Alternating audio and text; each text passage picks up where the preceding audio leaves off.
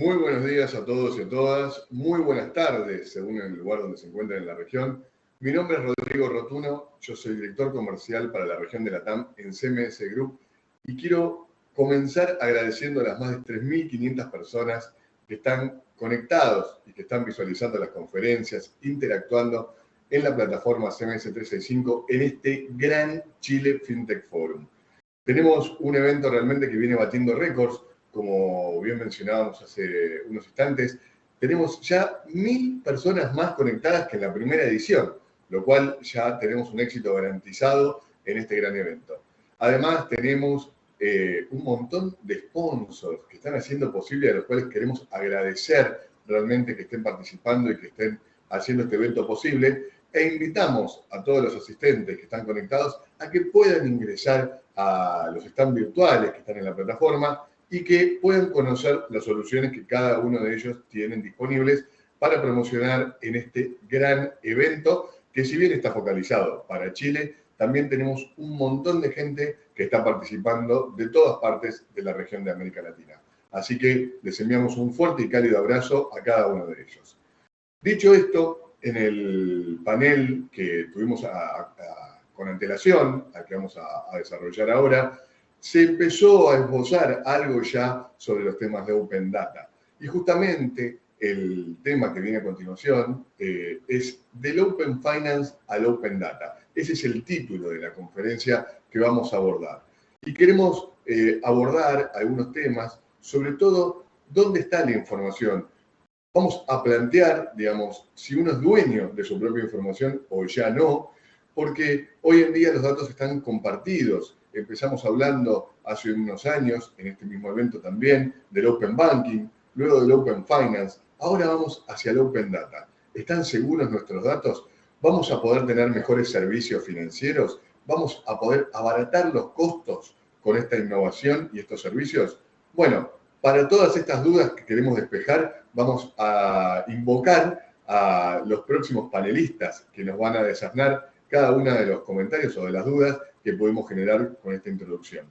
Vamos a presentar quien va a moderar este panel. Ella es Larisa Galindo Hernández y lidera el programa de aceleración de innovación digital para servicios financieros en Latam y el Caribe en IFC. Van a acompañar a Larisa en este excelente panel el señor Alfonso Mayra, el CEO and Founder en Floyd, junto a Pedro Segers, Chief Product Owner y API Program en el BCI. También va a estar junto a los speakers mencionados José Luis López, Amador, CEO en Fineiro Connect. Y junto a ellos va a estar Roberto Opaso, director ejecutivo en Kipu. Bienvenidos a los cuatro, bienvenidos y bienvenida. Larisa, te presento y te doy la bienvenida al evento, ya que vos vas a ser la moderadora de este gran panel que tenemos a continuación. Así que espero que puedan desasnarnos algunas de las dudas que planteamos al principio de la comunicación. Muchísimas gracias, Roberto, y muchísimas gracias por la invitación. Para mí siempre es un placer acompañarlos y poder pues moderar estas grandes conversaciones. Hoy estoy bendita entre los hombres, así que vamos a tener una conversación con mis 4 colegas de la industria. Y bueno, yo creo que en este panel del Open Finance al Open Data, a mí siempre me gusta crear una plataforma como de alineación del conocimiento. Y solo como por dar una pequeña introducción, antes de introducir a mis colegas, estos términos de Open Banking, Open Finance, Open Data, a veces como que se utilizan como sinónimos intercambiables o términos que significan lo mismo. Y aunque es cierto que el espíritu de los tres es el compartir datos o funcionalidades que fluyan de una organización a otra y que sean compartidos con el resto del ecosistema, el alcance de lo que está incluido en quién lo comparte es distinto. Cuando hablamos de banking, normalmente estamos hablando de instituciones financieras, pues, que normalmente tienen una licencia bancaria. Cuando hablamos de finance, estamos ampliando el espectro. Ya no solo hablamos de esos bancos o instituciones con licencia, hablamos de cualquier proveedor de servicios financieros. Hay muchas fintechs que en sus países no tienen una licencia bancaria, pero que proveen servicios financieros. Entonces, en finance ya estamos, miren, ampliando ese espectro. Y cuando hablamos de data, estamos prácticamente hablando de todo. Es decir, estamos hablando del compartir datos o funcionalidades por parte de cualquier organización que los tenga almacenados y que puedan ser de utilidad para el resto del ecosistema. Entonces, cuando nos referimos a data, ya estamos hablando también de todos los que les mencioné con anterioridad, pero también ya, por ejemplo, de empresas de telecomunicaciones, el propio gobierno de los países, ¿por qué no también temas de hospitales o salud? Entonces, solo quería como fijar ese punto de partida para que sepamos de lo que vamos a estar hablando hoy, y aunque de nuevo el espíritu es muy similar, pues realmente el alcance de quién y qué comparte, pues se distingue de acuerdo con un término versus otro, ¿vale? Entonces, pues ya que hemos como definido ese concepto, por decirlo así, quisiera hablar un poquito de los beneficios. Y para eso voy a invitar y le voy a hacer una pregunta a Alfonso. Y primero les quiero presentar quién es Alfonso para que sepan por qué nos va a hablar de estos beneficios. Alfonso es co-founder y CEO de Floyd y ha pasado los últimos 5 años trabajando en empresas de rubro de tecnología en cargos relacionados a estrategia y temas de innovación. En el 2020 funda Floyd porque al final Alfonso entiende bien ya las falencias y todos los desafíos en el mercado de la información financiera. Y por lo tanto, Floyd se convierte en una de las primeras plataformas de Open Banking en el Cono Sur. Pero se han expandido, y ahora Floyd opera no solo en Chile, pero también Perú, Colombia y de mi país natal, que es México. Así que, Alfonso, bienvenido. ¿Cómo estás? Hola Larisa, ¿qué tal? Muchas gracias ahí por la introducción y a todos los organizadores de este evento por la invitación y obviamente aquí los que están, la eminencia del Open Finance y el Open Data presente, así que un gusto estar con todos ustedes. Me quedo con la muy buena explicación de las diferencias de los conceptos de Open Banking y Open Data y Open Finance. Yo siempre digo cuando me preguntan, al final el Open de cualquiera de las tres categorías es permitir a consumidores y a empresas compartir su información con un tercero. Y ese tercero pueden ser instituciones gubernamentales, pueden ser bancos o empresas que ofrecen productos financieros, o pueden ser los mismos consumidores. Y como tú bien dijiste, incluso algo de salud. O sea, si yo me fuera a pedir un seguro de salud, sería increíble que yo pudiera mostrar mi historial médico a esa institución y que con eso me evaluaran en vez de hacerme ir al doctor a hacerme un chequeo médico, que me haría perder bastante tiempo. Entonces, toda esa clase de innovaciones son los que llevan a cabo el Open Finance, el Open Data y el Open Banking. Y ahora, bueno, beneficios concretos para los usuarios. Sí. Hay varios, en el fondo. Yo creo que uno de los más importantes es darle las herramientas, que son, esta sería la herramienta, a los usuarios para poder darse a conocer con las diferentes instituciones con las que ellos interactúan.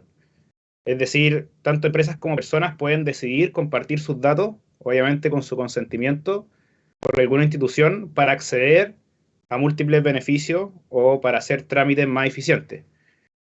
¿Cuáles son los productos online que pueden obtener, por ejemplo?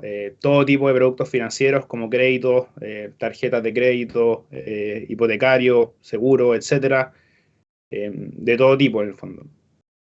Obviamente también hay un impacto en el mercado, como se hace un mercado más competitivo, cuando hay herramientas de Open Finance implementadas a diferentes empresas, bajan los costos por varios lados en el fondo, bajan los costos y esto se refleja en los mismos usuarios, en los costos de administración de servicios, en poder procesar o evaluar a alguien o en poder gestionar, por ejemplo, un crédito hipotecario que en Chile se puede demorar hasta 2 o 3 meses en obtenerlo, y eso impacta en el costo que al final se le cobra al mismo usuario y puede llegar a impactar incluso en la tasa.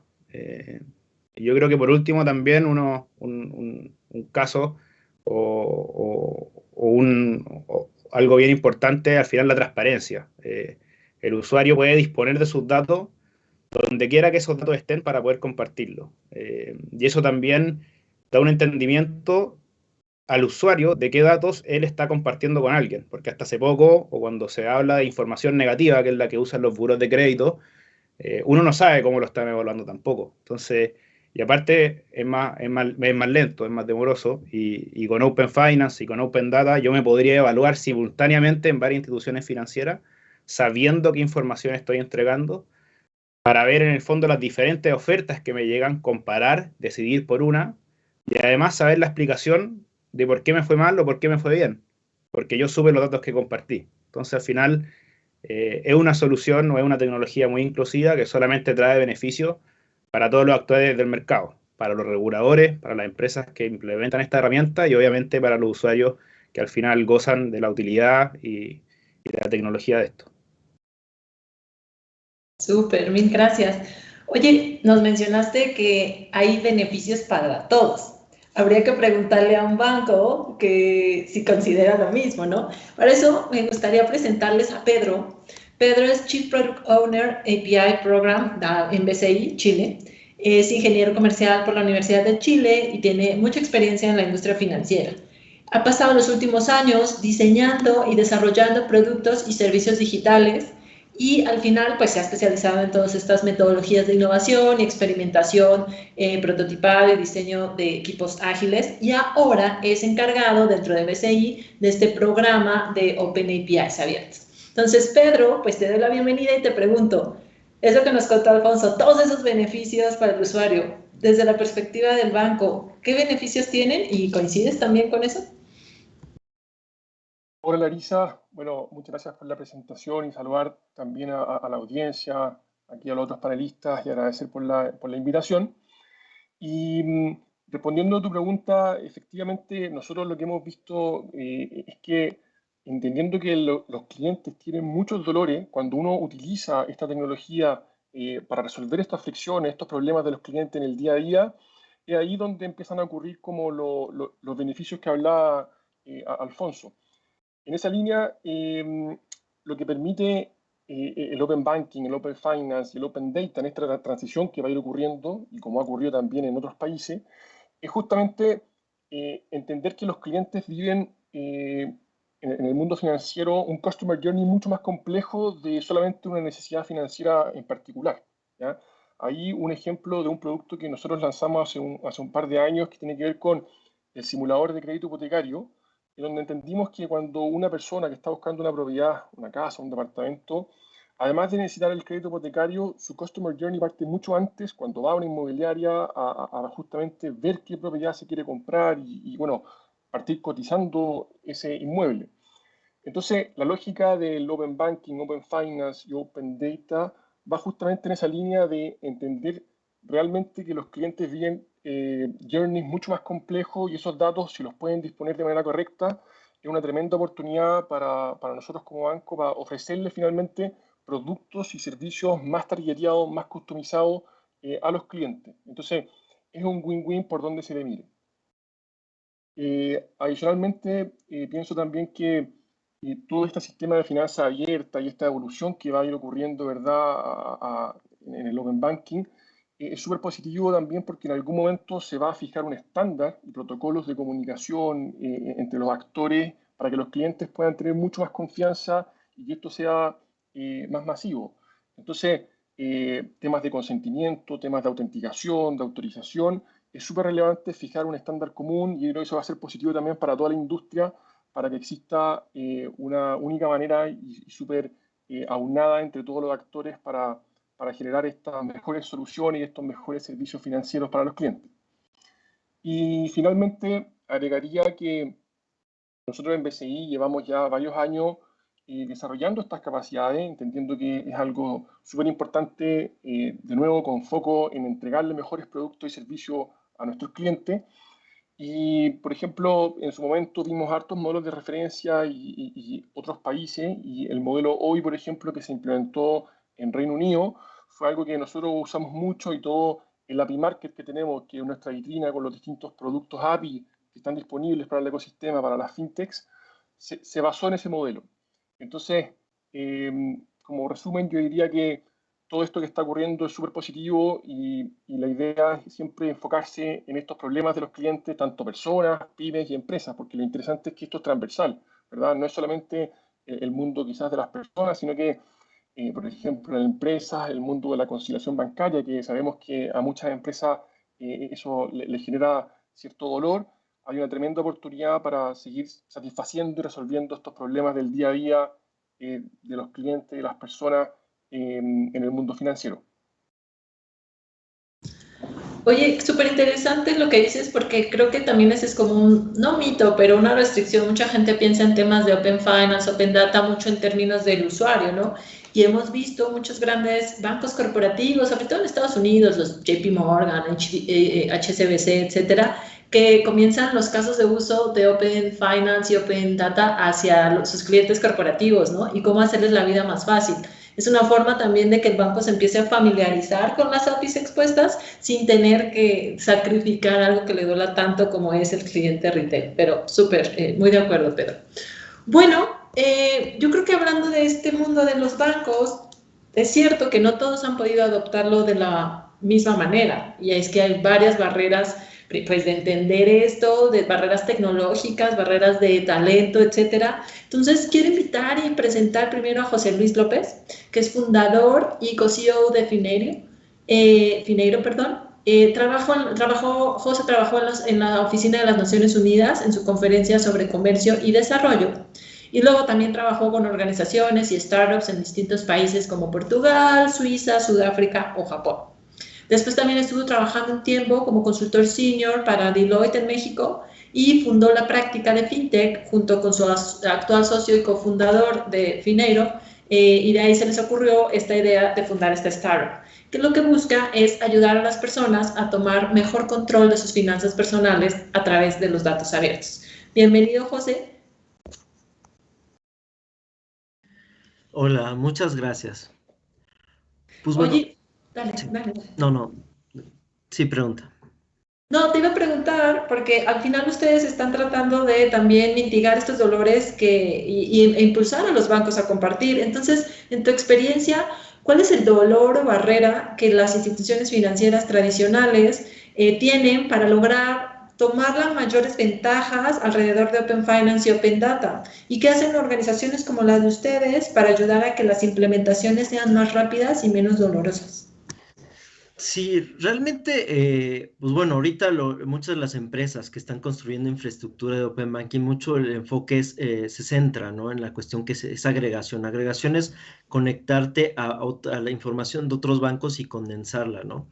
Pero nosotros, pues como te habíamos comentado, nosotros empezamos con una app de finanzas personales hacia el público en general y de esa app pues, nosotros pues, nos dimos cuenta, ¿no? Que no solo es jalar la información, ¿no? Sino tienes que procesar la información, ver que el usuario final te la comparta, bueno, tenerla fácil de utilizar, etcétera, ¿no? Entonces, toda esa experiencia que nosotros jalamos de tener una app hacia el consumidor final, nosotros ya con nuestra práctica B2B, pues se la queremos pasar a las empresas finales, ¿no? O sea, primero que nada, pues, los bancos pues quieren sentirse que quieren participar en Open Banking, pero no quieren ser los primeros, no quieren ser los últimos. También hay muchos mitos, ¿no? Que nosotros le estamos ayudando a romper, ¿no? De que, oye, voy a perder muchos clientes, ¿no? Si participo en Open Banking y comparto los datos. Y la verdad es que las estadísticas dicen que es lo contrario. O sea, si tú inviertes en Open Banking, vas a obtener muchos beneficios, ¿no? Y si no participas, ahí sí puedes perder ingresos, ¿no? Después, también una cuestión importante es que Open Banking pues no es fácil de implementar, ¿no? Requiere infraestructura y es una de las cuestiones que queremos que hacer entender a las instituciones financieras, ¿no? No solo es tener los datos y obtenerlos de las diferentes instituciones financieras, ¿no? Es crear toda una serie de capacidades para que tú puedas obtener esa información y sacarle el mayor provecho posible, ¿no? Y dentro de esas capacidades, pues nosotros creamos un roadmap para que sea muchísimo más fácil implementar Open Banking y para que estas instituciones pues se sientan cómodas, ¿no? O sea, la primera parte del roadmap es simplemente, oye, ¿por qué no creas una app de finanzas personales o por qué no creas capacidades de procesamiento de datos pero con tu data propia? Porque o sea, mucho de esto que hace hacer de Open Banking es analizar datos, ¿no? O sea, es hacer campañas de mercadotecnia, es hacer scores crediticios, es hacer muchas cosas con esa data. Primero siéntete cómodo, ¿no? Con tu data propia, ¿no? O haz una app de finanzas personales con tu data propia, ¿no? Después la segunda cosa que hacemos es, bueno, ya ábrete a otros bancos, ¿no? Primero jala la información de otros bancos y con todas esas capacidades de analytics que creaste, pues analiza la información y crea casos de uso, ¿no? Y también otra cosa que hacemos es, oye, abre tus datos a terceros, ¿no? Hay mucho miedo, ¿no? En las instituciones financieras de abrir los datos, pero es mucho mejor tú tener el control con una API de esa información a que haya métodos donde no sabes quién se mete la información, etcétera, ¿no? Entonces, si tú tienes un método estandarizado de que, oye, así yo voy a compartir mi información, tengo sistemas de consentimiento del usuario, de que el usuario puede decir, oye, esta es la información que sí comparto, esta información no comparto, etcétera, ¿no? Hay cuestiones que se llaman directorios, ¿no? El directorio es, oye, estas instituciones financieras están permitidas para acceder a la información, estas no, etcétera, ¿no? Entonces es mucho mejor que la institución financiera desde un inicio tenga control del API de cómo comparte la información. Entonces nosotros trabajamos con una empresa que se llama Son, que ellos crearon las leyes de Reino Unido de Open Banking para que puedan las instituciones financieras compartir esta información, ¿no? Y la tercera parte es crear los casos de uso, ¿no? O sea, porque te digo, o sea, mucho el enfoque es, oye, te conectas a los bancos, ¿no? Pero ahora, ya que tienes la información en los bancos, pues, ¿para qué te sirve la información, no? Y entonces ahí es ir construyendo todos esos casos de uso para sacarle el mayor provecho a la información, ¿no? Uno es, oye, comparación de productos financieros, ¿no? Oye, este banco tiene esta tasa de interés, yo te ofrezco una mejor tasa de interés para una mejor hipoteca, ¿no?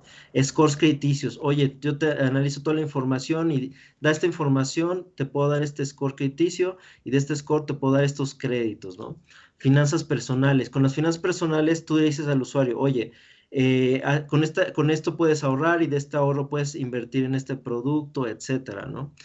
Hay muchísimos casos, muchísimos beneficios, pero en cada caso tienes que invertirle en crear toda esa infraestructura e irla incorporando. Y mucho del enfoque Finerio es no solo crear esas conexiones a bancos, sino crear todo esto que es paso a paso para que tú puedas incorporar Open Banking desde el día 1, ¿no? Mil gracias, José. Totalmente de acuerdo. Y vamos a hablar un poquito más de casos de uso adelante cuando hablemos de pagos, pero sí, muy de acuerdo. Pues, y por último, pero no dicen como el último, pero no el menos, quisiera presentar a Roberto Paso. Roberto es director ejecutivo en Quipu y es un emprendedor serial, o sea, ha cofundado Acepta, Notariza, Afterlife y obviamente pues Quipu, ¿no? Y al final pues se ha estado dedicando a revolucionar la industria de la firma electrónica, todo el tema de los documentos electrónicos y pagos basados en transferencias. También fue Premio de Innovación a Boni en 2016 con Quipu y también es profesor y catedrático en la Universidad de Chile. Además colabora en crear un buen entorno como director de la Asociación de Empresas FinTech de Chile y bueno, como les estaba comentando, pues con la academia a través de la Universidad de Chile. Bienvenido, Roberto. Muchas gracias, Larisa. Gracias por la organización. Excelente evento. Oye, hablemos un poquito de un tema que a mí me gusta mucho porque da una clara señal del mercado hacia el apetito que tenían los usuarios, hacia los beneficios que ofrece el tema de Open Finance y Open Data.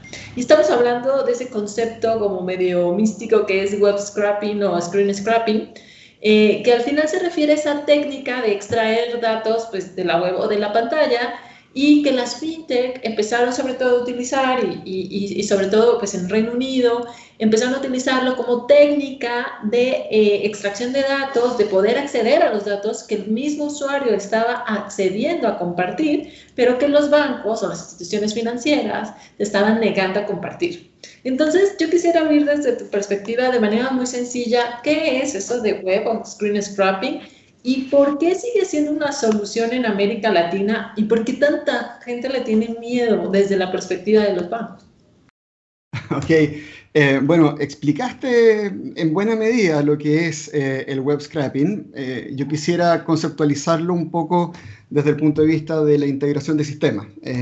Por un lado está la mirada del usuario que dice, yo voy a poder contratar más servicios y soluciones con más valor gracias a que hay más sistemas que se pueden integrar y agregar valor sobre mis datos y los servicios a los que tengo acceso a través de distintas instituciones. Ahora, la memotecnia, si uno piensa en el web scraping, ¿cómo lo diríamos en castellano? Porque básicamente nadie lo dice en castellano. Cuando uno habla de web scraping, todo el mundo dice web scraping. Y si lo buscas en la Wikipedia, lo traducen como raspado web, que en mi opinión es una mala traducción. Yo creo que una traducción más acertada sería el recorte de la web, haciendo alusión a los book scrapping de los que hablan tanto los gringos, que son estos cuadernos de recorte en donde uno saca recortes de un diario, de una revista y arma su propio cuaderno con su propia versión a partir de datos, en este ejemplo, a los que uno tiene acceso. Por ejemplo, en el caso de Chile, usando web scrapping, Kipu ofrece una solución de pagos basada en web scrapping en una industria que, bueno, Kipu partió el 2013, cuando la industria estaba particularmente cerrada, pero a través del web scrapping pudimos abrir un montón de servicios que no estaban pensados para ser utilizados como una solución de pago, como lo son las transferencias, que están pensadas para que uno le transfiera a otro, pero no para integrar el sistema de ventas del comercio y que después llegue una rendición, que haya comprobantes de pago, todo eso. Entonces, bueno, ¿por qué se sigue usando en Latinoamérica? En parte porque aún no hay una definición suficientemente amplia de APIs, como lo hay en otros países, en general en toda Europa, en Brasil se ha avanzado bastante, incluso Argentina tiene buenas cosas, pero debo decir que ni en Europa ni en Argentina se ha masificado tanto. Brasil, sin duda, es el que está creciendo más rápido desde el punto de vista de la iniciación de pago. ¿Por qué? Porque uno se encuentra básicamente en todo el mundo con que la mayoría de los bancos mantiene esta como vocación de control, esta tutela sobre el cliente, esta idea de que el cliente no es el que contrata al banco, sino el banco el que se apropia del cliente. Entonces, en esa lógica, el banco quiere tener control de a qué servicios va a poder acceder su cliente, digamos, qué ofertas va a poder recibir su cliente, etc. Y entonces el web scrapping básicamente lo que hace es poner el control en el lado del usuario, que es el que elige, usualmente una fintech, pero muchas veces también un banco, que le va a dar servicios de tipo recortes de la web de una manera de valor agregado. Entonces, para sintetizar, ¿por qué se sigue usando en Latinoamérica? Porque la solución de las APIs no está suficientemente masificada ni madura. Eso vale para Latinoamérica, pero también vale para Europa. De hecho, en Europa la PSD2 establece que cuando no hay APIs o cuando las APIs están fallando, las instituciones que proveen, por ejemplo, servicios de iniciación de pago, deben utilizar un mecanismo alternativo. Y el único mecanismo alternativo que se conoce es web scrapping. Oye, Roberto, una pregunta. ¿Por qué crees que, o sea, crees que ese miedo de las instituciones financieras es infundado? ¿Deberían de, pues, aceptarlo? Hay instituciones que no les gusta incluso trabajar con fintechs que hagan web scrapping. Creo que existe un riesgo para el usuario final y que hay un desafío que el regulador debe enfrentar. Que ese desafío lo asuman los bancos frecuentemente es equivocado. Frecuentemente los bancos instalan, por ejemplo, un antibot y lo configuran para bloquear a una fintech, de modo que al final lo que están haciendo es negarle a su cliente el derecho de elegir la fintech con la que quieren trabajar. Pero no podemos decir que no haya desafíos. Están todos los temas de privacidad de la información, el tratamiento de datos personales y el cómo eso se va a respaldar, también los temas de seguridad. Entonces, existe un desafío, las empresas deben cumplirlo.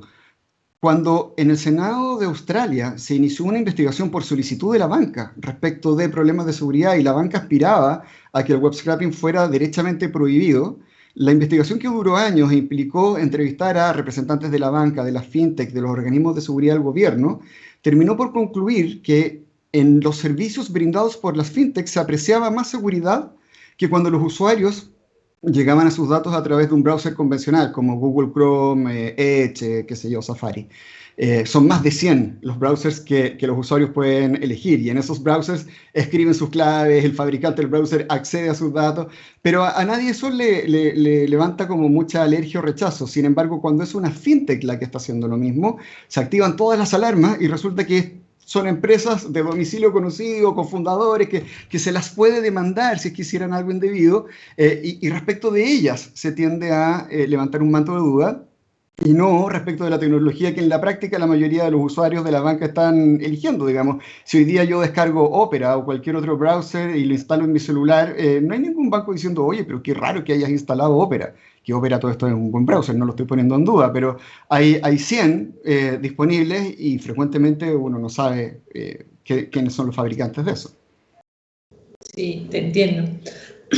Vale, pues una de las cosas que nos decías es que pues al final se volvió tan popular por como esa tenencia o los bancos queriendo no compartir esos datos. Pero bueno, hay que reconocer también que las cosas están cambiando y que los bancos se están abriendo y que su mentalidad está cambiando de manera significativa. Es cierto que no todos, es cierto que no a la velocidad de la que queremos, pero por conversaciones que yo tengo de manera constante con todo el sector en América Latina, creo que sí es una realidad que está llegando. Entonces, te quiero preguntar a ti, Pedro, ¿cómo crees que ha evolucionado la percepción de BCI hacia Open Finance? ¿Cuáles son los resultados tangibles de esto? O sea, sabemos, por ejemplo, que ustedes tienen uno de los primeros API Markets de la región. ¿Y cuál crees que ha sido el factor decisivo para que un banco tan grande y pionero como ustedes y dominante en su país haya decidido abordar esta tendencia? Sí, de todas maneras. Yo creo que, bueno, o sea, tomando el punto anterior, es una muestra súper clara de que los clientes pueden resolver problemas reales del día a día con el tema del Open Banking. Entonces, yo vuelvo al tema central, que creo que es que esto es tecnología y esto está permitiendo que los clientes puedan resolver problemas súper puntuales del mundo financiero. Por el lado de nosotros como BCI, siempre hemos tenido una vinculación súper potente con el ecosistema en general. Hemos siempre visto un espíritu y ánimo de colaboración entre el banco y todas las startups del ecosistema y las fintechs. Y en esa línea vemos que hay sinergias, ¿cierto? Y estrategias win-win. Por lo tanto, lo que tú comentabas, Larissa, del API Market fue una iniciativa que lanzamos hace 1 año y medio, que es un entorno donde se encuentran distintas APIs, ¿cierto? Y desarrollos que nosotros hemos tenido con productos como el que comentaba antes, que era este simulador de crédito hipotecario que pueden tener las inmobiliarias o los corredores de propiedades, y próximamente también financiamiento con crédito de consumo, etcétera. Y lo interesante es que es un ambiente de sandbox, que se le llama, que es un ambiente de prueba en donde se puede acceder a probar estas funcionalidades 100% en este ambiente de prueba, que tiene datos como mocks, ¿cierto? Datos no reales. Y lo interesante es que eso propicia mucho la innovación y la colaboración en el ecosistema, porque estamos disponiendo y promoviendo estos activos que sabemos que con todo lo que se llena a nivel de la regulación, ¿verdad? Va a ser súper interesante y va a ser mucho más masivo en el tiempo. Entonces, ha habido también un avance y nosotros ahí creemos que sí existe valor.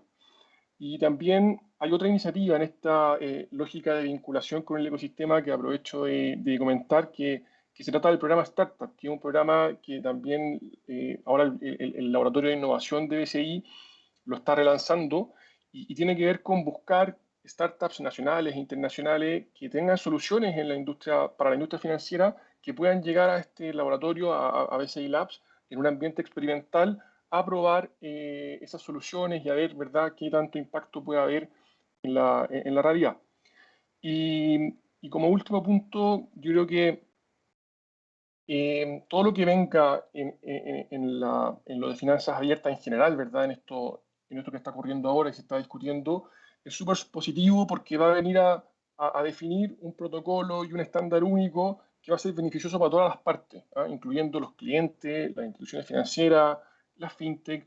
Entonces yo creo que ese va a ser el camino y también uno ve en las experiencias internacionales cómo ese camino llega y de nuevo vuelvo al foco, a permitir a los clientes que puedan hacer uso de estos datos de manera súper controlada, segura, confiable y así obtener mejores productos y servicios financieros en el mundo digital, que sabemos que es lo único que está pasando relativo a eso, es una tendencia que crece y crece. Así que eso a grandes rasgos yo diría que es como lo central. Gracias, Pedro. Yo creo que también ha influenciado, o por las conversaciones que yo he tenido, es que hay más apertura también a las APIs abiertas, porque se está viendo que, bueno, pueden ser nuevos generadores de ingreso, como parte de uno de los grandes beneficios. También hay un tema sobre eficiencia y transformación digital, que como que se hace de manera más acelerada si yo empiezo a apalancar y a usar también el tema de APIs abiertas y obviamente pues también, sobre todo desde el lado de consumir, ¿no? APIs, pero si hablamos de las APIs abiertas en su conjunto, Alfonso, ¿tienes algún ejemplo concreto de cómo las APIs y en general Open Finance han acelerado la transformación digital de grandes jugadores en la región? Sí, claro. Sí. Bueno, aquí voy a hablar un poco de la voz de la experiencia de nosotros en Floyd. Nosotros hoy en día estamos trabajando con más de 10 instituciones bancarias de gran tamaño Trabajamos también con muchas fintech, pero tenemos un foco en empresas por así decirlo, bancarias que tienen larga trayectoria en el mercado financiero. Y yo creo que donde se ve mucho la innovación del Open Finance y viendo cómo ellos ya están adoptando este tipo de tecnología hace ya 2 años por lo menos, es la originación de productos digitales, de productos financieros de todo tipo, es decir, tarjetas de crédito, créditos de consumo, soluciones de Buy Now, Pay Later, crédito hipotecario, factoring y capital de trabajo en el caso de empresas. Yo creo que todos esos productos son bien emblemáticos y para todos ellos aplican el Open Banking y el Open Finance de todas maneras. Y voy a entrar a ejemplos en concretos que hemos hecho nosotros aquí. Yo creo que uno muy emblemático en Chile fue, en el fondo, ser parte de ayudar con Open Banking en la originación de tarjetas de crédito en un canal digital de un banco, en donde trabajamos directamente con trabajadores independientes.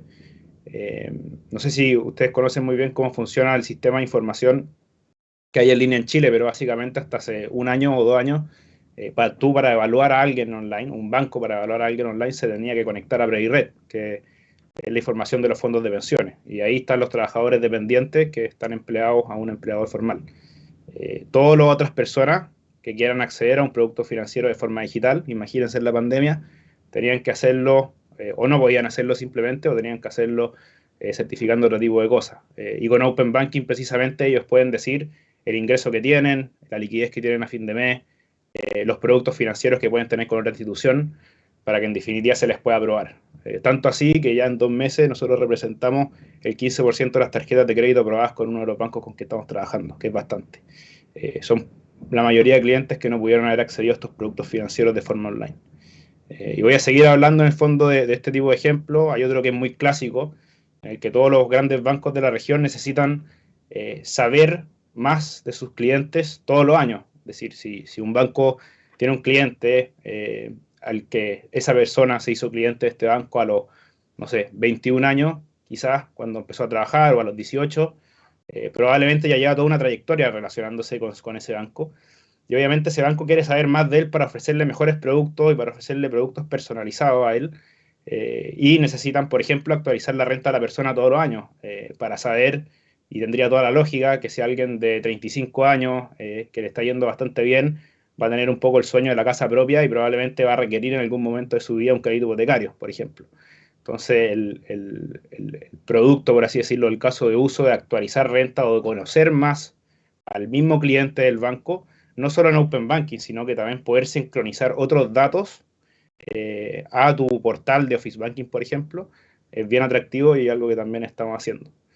Un tercer caso es algo que ya tiene más que ver con Machine Learning y es un poco más avanzado. Es decir, hasta hace poco también solamente se usaba información negativa para evaluar a alguien. La información de los buros de crédito, de deuda, la información de fondos de pensiones. Ahora con el Open Finance y el Open Data tenemos información positiva que entra en juego. Entonces, ¿cómo hacemos conversar a grandes instituciones para que sus modelos de riesgo puedan incluir esta información y en definitiva traspasar estos beneficios a los consumidores? Y de ahí también es donde entramos nosotros con estos productos de Smart API, en el fondo que hacen fácil poder manejar información positiva y complementarla con información negativa para poder hacer motores de riesgo más eficientes y que puedan evaluar a un mayor porcentaje de la población. Ese es otro caso ahí que estamos trabajando con varios bancos. Y el último, que también es un clásico, yo creo que aquí ya todos conocen, es conectarse a las instituciones de impuestos de los diferentes países. Nosotros operamos en 4 países, estamos conectados en México al SAT, en Perú a la RENIEC, en Colombia a la DIAN, en Chile al Servicio de Impuestos Internos.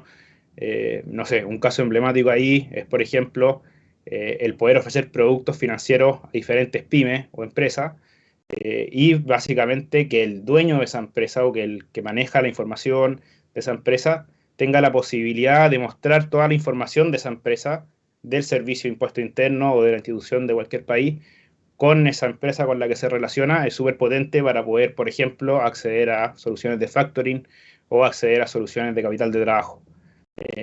Esos 4 son casos bien puntuales en que hoy en día se está haciendo bastante innovación y se están desarrollando productos digitales y que están agregando mucho valor a los bancos, no solamente a los usuarios y a las empresas, sino que que los bancos ya están viendo los beneficios de esto y probablemente esto está recién empezando.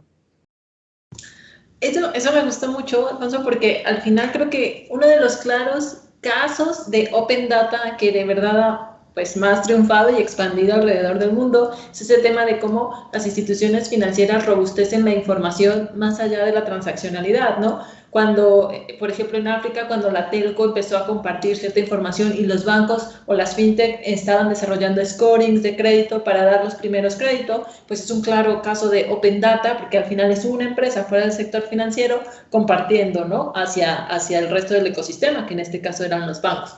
O cuando se puso muy de moda que Google y Facebook estaban compartiendo cierto tipo de información y en algunas fintech estaban tratando de mapear las huellas digitales de los usuarios para tomar, pues, o tener una mejor perspectiva respecto al crédito, pues eso estamos hablando de ese mundo, del mundo de Open Data. Muy bien. Roberto, cuéntanos por favor un poquito acerca del impacto en el mundo de pagos. O sea, estábamos hablando de casos de uso y al final el caso de uso hacia la iniciación de pagos es lo que por lo cual muchos reguladores han comenzado su camino de Open Finance, pero yo creo que ya dejamos atrás esa parte de que los reguladores obliguen y los bancos también están viendo que el tema de iniciar pagos es un caso de uso bastante poderoso de las APIs abiertas. Cuando hablamos de eso, y cuéntanos eso de iniciador de pagos, ¿qué es y por qué y cómo impacta el mundo de Open Finance y Open Data? Buena pregunta. Yo creo que representa una oportunidad enorme para no solo las industrias financieras, sino las comunidades económicas de los distintos países, porque básicamente el pago electrónico se ha masificado, especialmente en América del Norte y América del Sur, muy apalancado a lo que es el mundo de las tarjetas, que es un buen sistema de pago, pero que es un sistema de pago que tiene muchas componentes y dependencias de sistemas internacionales. En paralelo, los distintos países, particularmente Chile, han desarrollado muy buenas infraestructuras para hacer transferencias entre personas y de personas a empresas. Y la pregunta obvia es, ¿por qué no aprovechar la infraestructura de pagos local para poder hacer pagos tan buenos y cómodos como los que se pueden hacer con tarjeta? Entonces, para lograr eso es necesario integrar los sistemas de los distintos bancos con las aplicaciones que pueden usar los usuarios y finalmente eso se implementa por la vía de definir una API, que es una interfaz de programación, en donde un comercio o el proveedor tecnológico del comercio va a poder ofrecer al usuario una experiencia del estilo botón de pago, que uno está acostumbrado a que te lleve a un pago con tarjeta, pero puede ser algo que te lleva a elegir con qué banco vas a pagar. En algunos casos ni siquiera es necesario identificar el banco, porque uno tiene un identificador o de comercio de usuario y el banco se vuelve transparente, pero básicamente decir un identificador de la transacción que se va a hacer para finalmente autorizar en una aplicación en el celular o en una página web del banco en donde aparece la transacción previamente preparada y que el usuario solo la debe autorizar, de modo que finalmente el comercio la va a conocer de manera instantánea como si hubiese sido un pago hecho con tarjeta, con una experiencia de usuario que puede ser mejor o peor dependiendo de cómo se implemente, porque reconozcamos que los pagos con tarjeta también son bastante buenos. Pero desde un punto de vista de la integración entre sistemas, se puede empatar e incluso superar lo que es la experiencia de usuario de un pago con tarjeta con algunas ventajas. Primero, menor costo para el sistema en general, porque se ahorra todas las dependencias internacionales. Segundo, una mayor autonomía del país. En general, en la industria financiera se tiende a buscar que haya menos riesgos del sistema, que la cadena de pagos no se pueda romper. Y cuando la cadena de pagos depende de tantos actores internacionales, evidentemente está en una situación de riesgo mayor que cuando la cadena de pagos se monta sobre una infraestructura nacional que permite hacer todo el pago. Por supuesto que después uno quiere integrar los distintos países y permitir que esto también funcione como un sistema de pagos internacional. Desde nuestra perspectiva como Quipu, lo que nosotros hemos hecho al final es un sistema de iniciación de pagos que por la vía del web scraping prepara transferencias y que los usuarios las autorizan en sus aplicaciones del respectivo banco.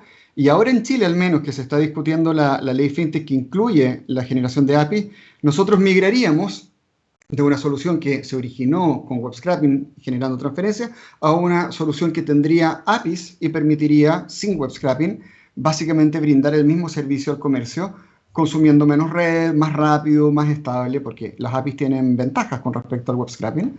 Sin embargo, no es posible brindar todos los servicios a los que se puede llegar con web scraping por la vía de las APIs. No porque técnicamente no sea posible, sino porque Internet está compuesta hoy día de 10.000 millones de páginas web.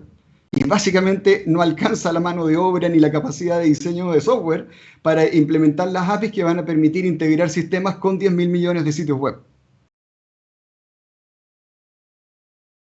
Súper, entendidísimo. O sea, hasta al final como si Amazon va a lanzarme el pago y todo va a suceder por detrás, yo ya no voy a tener como que entrar a mi banco directamente y va a ser mucho más fácil, por lo que dice seguro, y menos costoso para el comercio también, ¿no? Sí. Para en una buena implementación, para que uno se lo imagine cómo sería como usuario, en el portal de Amazon o de cualquier comercio, yo digo que quiero pagar con mi banco, ingreso tan solo un identificador para que puedan crear la transacción en el banco, me conecto a la aplicación del banco, página web del banco y autorizo.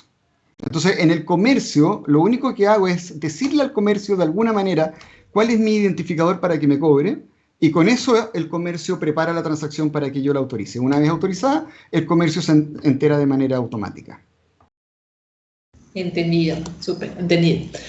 Bueno, y antes de pasar a preguntas de la audiencia, porque ya veo que nos estamos quedando sin tiempo, yo creo que es válido cerrar con, sobre el tema de masificación. Estamos en una etapa temprana realmente, estamos en una etapa donde Open Finance se está volviendo más popular en la región, Open Data es todavía mucho más lejano, pero José Luis, todavía queda un camino largo por recorrer. ¿Tú qué factores crees que hacen falta para potencializar esta tendencia de Open Data en América Latina?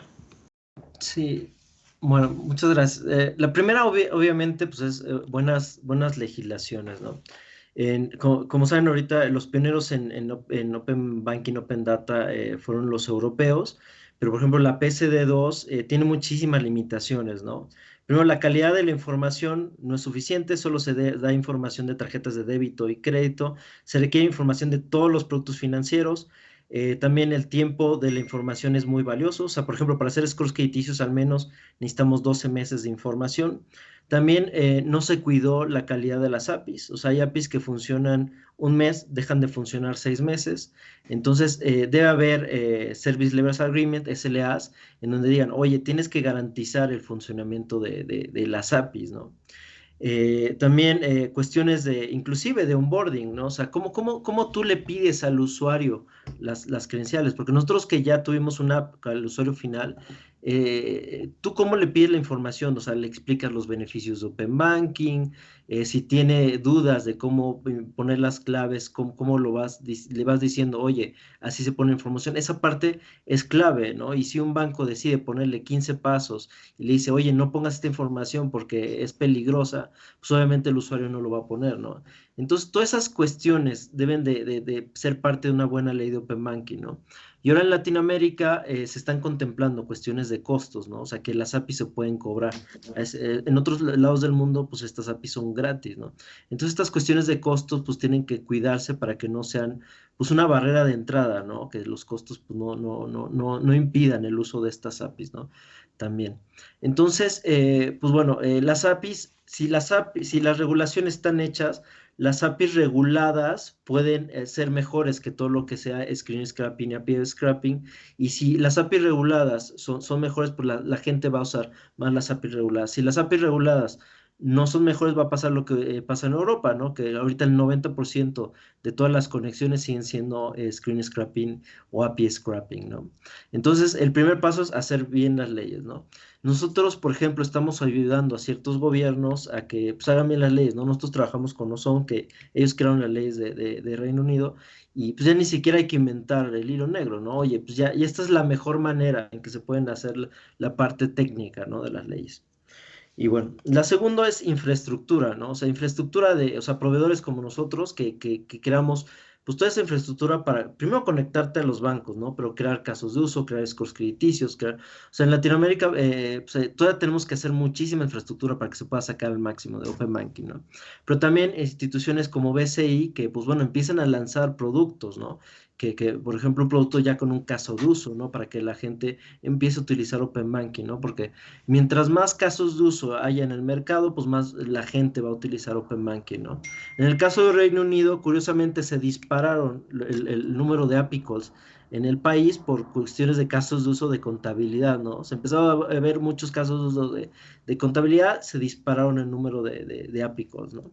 Entonces, mientras más se invierte en infraestructura, más se va a utilizar Open Banking. Y el tercero, y curiosamente, mucha gente no habla de esto, pues hay que educar al usuario final, ¿no? A nosotros nos tocó mucho en México, ¿no? Educar al usuario final. Oye, esto es Open Banking, estos son los beneficios, para esto se usa, ¿no? No tengas miedo, tenemos seguridad a nivel bancario, no te va a pasar nada. Y eso es un proceso, ¿no? Que es paulatino y mientras más el usuario va conociendo los beneficios, etcétera, pues las tasas de vinculación van aumentando, ¿no? Y inclusive también, o sea, y es un esfuerzo en conjunto, ¿no? O sea, que todos los actores, oye, vayamos educando, vayamos creando más casos de uso. Mientras más instituciones utilicen Open Banking, pues también más el usuario pues va confiando, ¿no? En España el caso fue de que, por ejemplo, Fintonic, que es uno de nuestros clientes aquí inclusive en Chile también utilizan nuestra tecnología. En España ellos empezaron a usar muchos comerciales, ¿no? Que salían en televisión y ellos así fomentaron el uso de Open Banking. Pero realmente cuando se detonó en los usuarios finales fue cuando se aprobó la PSD2 en España y ya BBVA, Sabadell, pues todos los bancos empezaron a solicitar tus credenciales bancarias, ¿no? Ya ahorita Open Banking en España pues ya es algo que cotidiano, ¿no? Ya donde todo el mundo lo utiliza, ¿no? Entonces esas serán las tres Sí. cosas que hay que trabajar todos en conjunto. Mil gracias. Bueno, voy a pasar algunas preguntas del público y aquí, porfa, la invitación es a que seamos súper concretos para abarcar pues varias preguntas. Y yo creo que la primera se la lanzaría a Pedro. Pedro, ¿nos puedes compartir brevemente cuáles son algunos casos de uso que vengan en el próximo roadmap de BCI? Y aquí preguntan que si en ese roadmap se incluye las TEF, las transferencias. Y claro, bueno, en el caso de transferencia, en general está un poco más postergado en el roadmap porque siempre hay desafíos de infraestructura. Obviamente, lo que ha sido como primer release tiene que ver con el tema de las cuentas y los movimientos de las personas, que es como el foco en general de los primeros casos de uso que incluso los otros panelistas han comentado.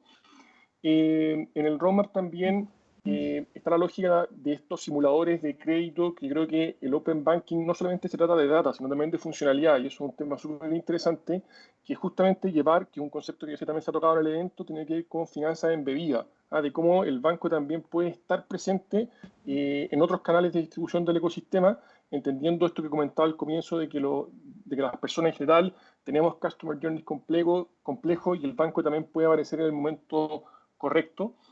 Y yo creo que casos de uso súper concreto, hay uno que lo comentábamos antes, pero tiene que ver con la conciliación bancaria en el mundo de pyme y en el mundo de empresa, que es un problema que, bueno, las empresas y las pymes que tienen muchos movimientos, que tienen muchos pagos, necesitan una manera muy eficiente de generar estos archivos de conciliación de manera eficiente, y ahí nosotros ya tenemos algunos productos que van en esa línea, y yo creo que abstrayéndose un poco de las personas, ¿verdad?, en el mundo más de empresa, ese es un caso que creo que va a crecer mucho porque es súper masivo y en general también las pymes es un segmento súper importante para la industria.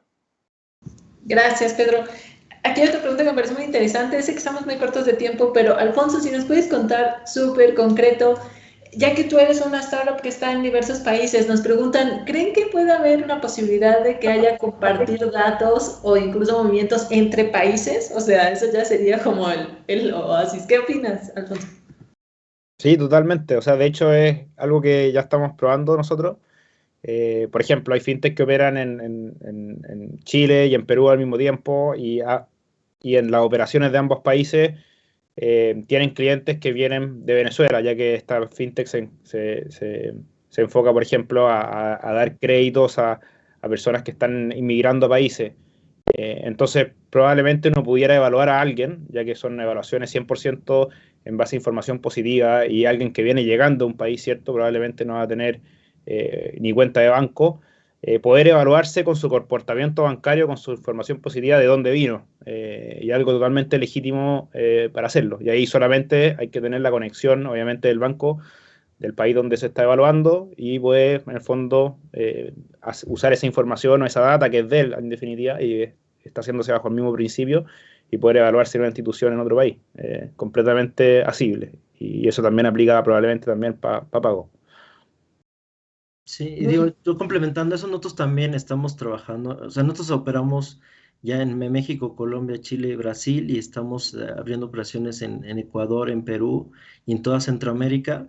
Y igual, o sea, no solo fintechs, ¿no? O sea, ya hay clientes grandes que operan en varios países y nos dicen, oye, a mí me gustaría tener una app de finanzas personales en donde podían vincular cuentas, ya sea de Guatemala, de Panamá, de Ecuador, de Perú.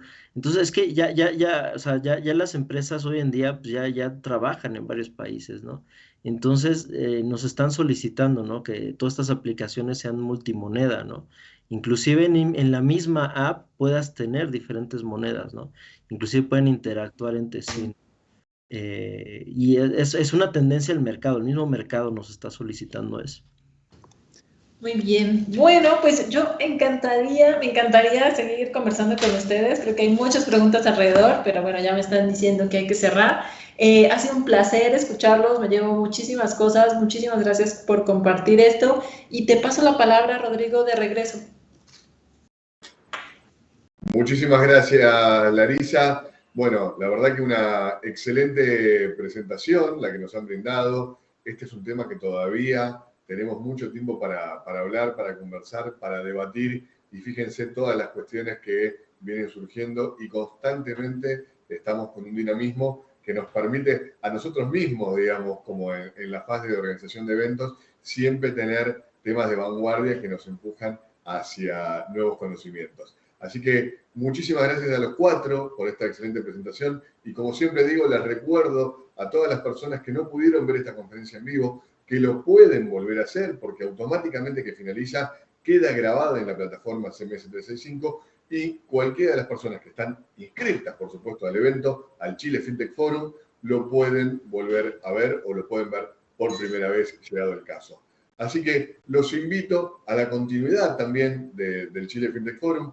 Próximamente vamos a tener un tema que vamos a hablar sobre el blockchain, las criptomonedas, este momento particular que se está viviendo en este tema. Así que los invito, realmente va a ser un debate muy interesante, y en el mientras tanto, como también siempre les digo, no se olviden de visitar los stands virtuales, eso quise decir, que están en la plataforma, dispuestos a que cada uno de los sponsors brindar su información para que puedan conectarse. Y bueno, ellos tienen muchísimas soluciones para brindarle y tienen muchísimo para investigar todo lo que quieran ingresar allí. Así que nos vemos en un ratito nada más. Muchísimas gracias a todos y a todas por estar ahí presentes. Que sigan muy bien.